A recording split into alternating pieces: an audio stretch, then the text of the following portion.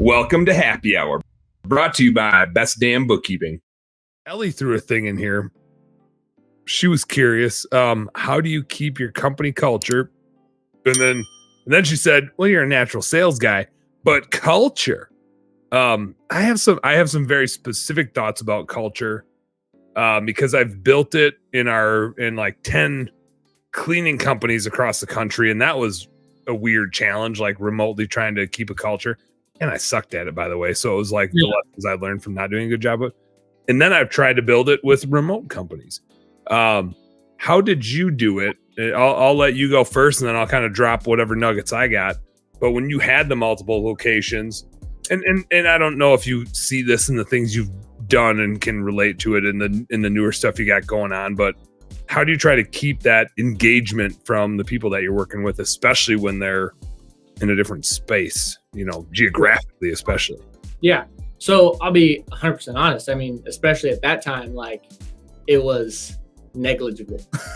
I mean, there is a culture, if you will, but it wasn't a purposeful one. Yeah, it happens whether you like it or not. Yeah. No matter what, there's a culture.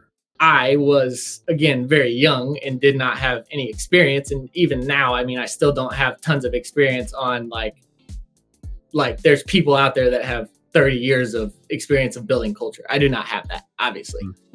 So I'm not going to say that I did it perfectly, but basically I think the biggest thing was like communication and also being very clear about what was expected of people and how that fit into the overall picture. From all sides of that, even like the remote thing to being in person, like just everyone understanding, what their role was and how they could best help the company. Because I did try to hire people that had the similar belief of like, let's grow, not like, hey, I just want a job. Now, didn't make all perfect hires, obviously. But it's one of those things where, I'm still learning that. So I don't know that I can answer it fully. I will say I currently do have like remote people hired. So going through the culture of remote stuff again. But it is, it's a learning experience always. I think you hit the two really key things though, which is like communication and keeping it up, and then just setting the right expectations. So many things go wrong when we let people assume what the story is or what their expectations should be. It's really hard to read people's minds.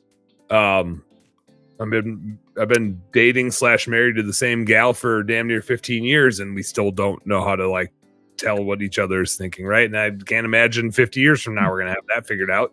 But damn, our marriage is great when we communicate and we set proper expectations. Yeah. And every business thing that I've been in has been great when we communicate and we set expectations. But wherever that fails, it's like a black eye. You see it immediately where like customer thinks this was going to be the case and you delivered this and they're pissed. And you're like, well, this is the thing I always deliver. What were you? Why would you think what you were thinking? How did you not read my mind? And that happens with employees all the time too, where it's like, I thought this was going to happen. It's like, well, I never said that.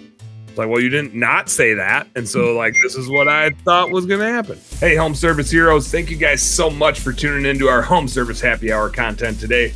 I sure hope you learned a little something, and I sure as heck hope that it was entertaining. If you did find it fun and entertaining, make sure you like and subscribe to the channel for more cool, fun, entertaining business content. And speaking of which, stay tuned. There's a little more here and a little more right here. Check it out.